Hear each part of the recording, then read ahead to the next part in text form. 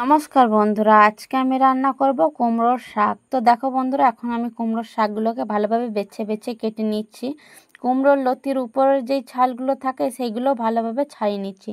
তো দেখো, এখন কুমড়োর লতির ছালগুলো ভালোভাবে ছাড়িয়ে নিয়েছি।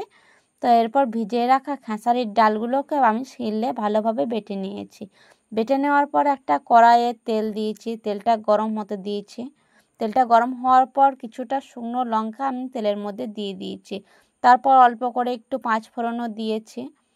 এতে আপনারা ৮-৯ কোয়া রসুনও দেবেন, কারণ আমি আজকে আর দিইনি বৃহস্পতিবার বলে। তো আপনারা এতে রসুন দেবেন।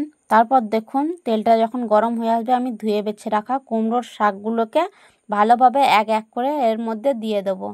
তারপর দেখো, আমার কুমড়োর শাকগুলো সব দেওয়া হয়ে গেছে। এরপর ভালোভাবে আমি নাড়াচাড়া করে নেব। যতক্ষণ না একটু হাজিয়ে আসছে ততক্ষণ নাড়াচাড়া করে নেব। তো দেখো, এখন অনেকটাই হেজে এসছে। এরপর আমি এর মধ্যে আন্দাজ মতন অল্প করে একটু নুন দেব।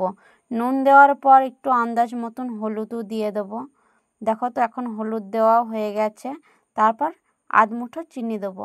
চিনি দিলে কি একটু মিষ্টি মিষ্টি লাগবে, কুমড়োর শাকটা খেতেও ভালো লাগবে। তো দেখো, এখন আমি কুমড়োর শাকটাকে আর একটু ভালোভাবে নেড়ে চেড়ে নেব। অনেকক্ষণ ধরে নেড়ে চেড়ে নেওয়ার পর কিছুটা জল দিয়ে দেবো। জল দিয়ে কুমড়োর শাকগুলোকে ভালোভাবে সিদ্ধ করে নেব। তো দেখো বন্ধুরা, এখন শাকগুলো সিদ্ধ হয়ে এসছে।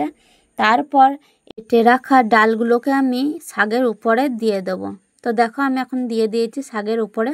তারপর আর কিছুক্ষণ ধরে ভালোভাবে নাড়াচাড়া করে নেব, যাতে শাকের উপরে ডালটা ভালোভাবে মিশে যায়। তো দেখো, আমি এখন ভালোভাবে নাড়াচাড়া করে নিচ্ছি।